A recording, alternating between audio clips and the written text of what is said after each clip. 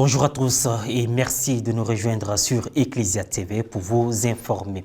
La solennité de l'Assomption se prolonge joyeusement par la célébration de la fête de la royauté de Marie qui a eu lieu le mardi 22 août dernier. Les enfants de la couronne Marie-Reine Immaculée de la paroisse Notre-Dame de la Tendresse de la Riviera Golfe ont célébré leur sainte patronne au cours d'une messe précédée d'enseignement. À suivre, les 29 et 30 juillet dernier ont eu lieu des festivités en l'honneur du Père Jean-Claude Assin, curé de la paroisse Saint-Pierre, également recteur du sanctuaire de la Divine Miséricorde de Ravien. Il célébrait son 50e anniversaire de naissance et son 17e anniversaire sacerdotal. Messe et dîner ont constitué le programme. Une semaine après avoir célébré l'Assomption de la Vierge Marie, nos regards se sont élevés le mardi 22 août à nouveau vers le ciel pour contempler son couronnement comme reine de l'univers. À cet effet, à la paroisse Notre-Dame de la Tendresse de la Riviera Golfe, les enfants de la couronne Marie-Reine Immaculée ont célébré leur sainte patronne. Reportage Pierre Richemont, Maria Bissier. 8 jours après la commémoration de l'élévation de la Vierge Marie, l'Église catholique a fait mémoire de son couronnement le mardi 22 août dernier en célébrant la fête de Marie, Reine du Ciel. À la paroisse Notre-Dame de la Tendresse de la Riviera Golfe, dans l'archidiocèse d'Abidjan, les enfants de la couronne Marie-Reine Immaculée ont célébré leur fête patronale autour de plusieurs activités. Inscrite au calendrier liturgique comme mémoire obligatoire, la fête du couronnement de la Vierge, Mère de Jésus, a été marquée par un temps d'enseignement donné par Madame Cora Asso, membre de la Fraternité Divine Espérance, qui a parlé de la puissance de l'intercession de la Vierge Marie pour la victoire des âmes du purgatoire. C'est en cela le message du cœur immaculé de Marie. Sauver les âmes par la consécration au cœur immaculé. Et cela passe par quoi? Ça passe par la récitation quotidienne du chapelet, ça passe par la consécration de ces personnes, de nos vies, des sacrifices que nous faisons à la Vierge pour que les âmes soient sauvées.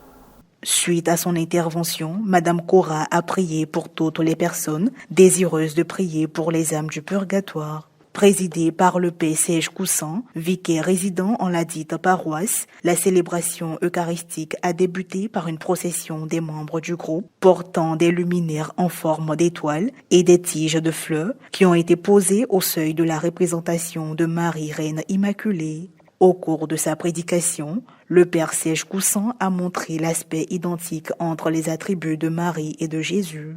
Chers frères et sœurs, en ce jour, l'Église fait mémoire de Marie, Reine.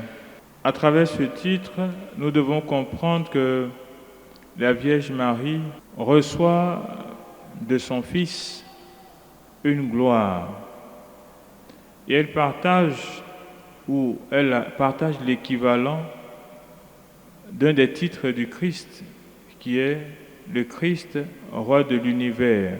Et quand on est attentif aux enseignements de l'Église, aux célébrations liturgiques, on se rend compte que finalement, la Vierge Marie est comme le vis-à-vis de Jésus-Christ de Nazareth.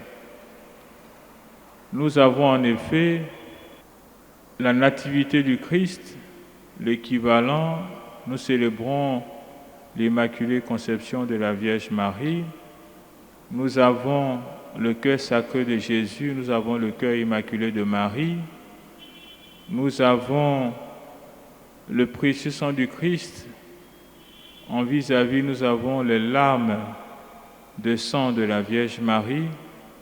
Nous avons l'ascension du Christ, nous avons l'Assomption de la Vierge Marie, nous avons le Christ, roi de l'univers, nous avons Marie, reine de l'univers. En outre, il a insisté sur l'humilité qui permet à l'homme de partager la gloire de Dieu. On sait que c'est cela la vérité. On accepte de laisser tomber sa propre volonté pour vivre selon cette vérité qu'on vient de nous révéler ou qu'on vient de découvrir.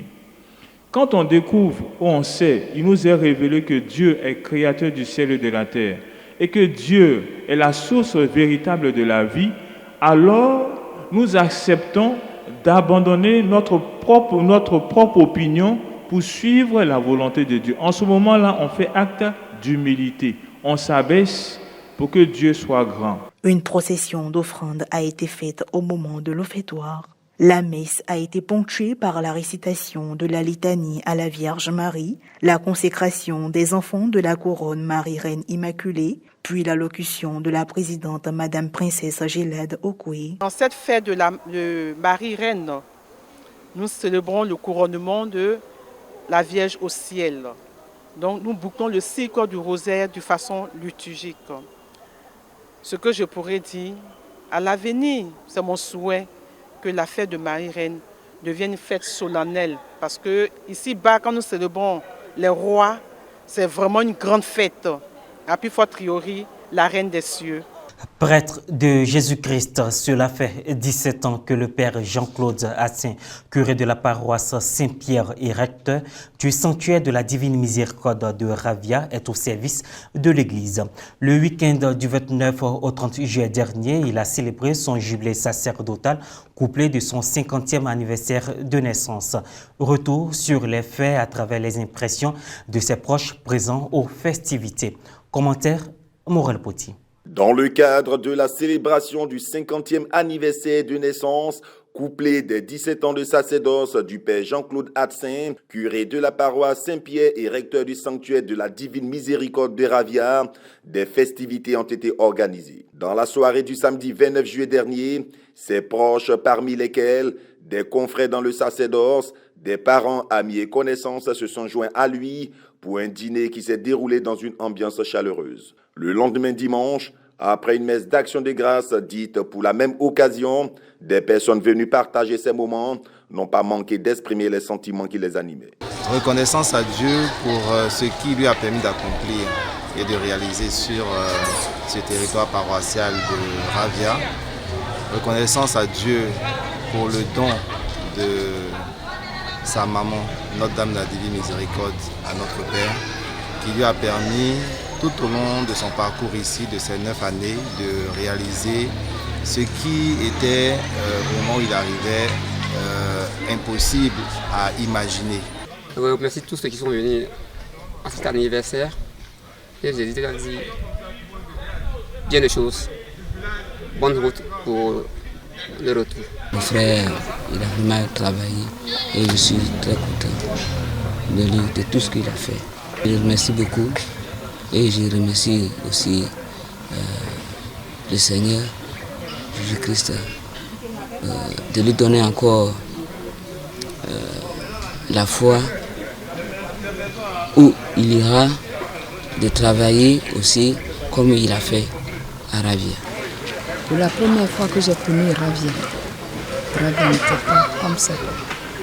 Parce qu'il est belle ce qu'il a fait. Moi, je lui dis merci. Merci et que toutes ces œuvres qu'il a faites aussi l'accompagnent jusqu'à dimanche. Je bénis Dieu pour sa vie. Je rends grâce à Dieu pour sa vie, pour tout ce qu'il est pour nous, pour ce qui sera encore pour nous et pour ce qui fera encore pour nous. Et que Dieu vraiment le comble, qu'il le guide, qu'il l'éclaire, qu'il lui donne la sagesse. Nous avons été conviés par la grâce de Dieu et nous disons merci au Seigneur pour l'invitation et qui nous a permis de ce déplacement et qui nous a permis de passer ce bon moment, la grâce du Seigneur. Et je suis heureuse d'être là aujourd'hui, de participer à cette grâce-là de ces 50 ans, de sa joie et ses remerciements à l'Éternel.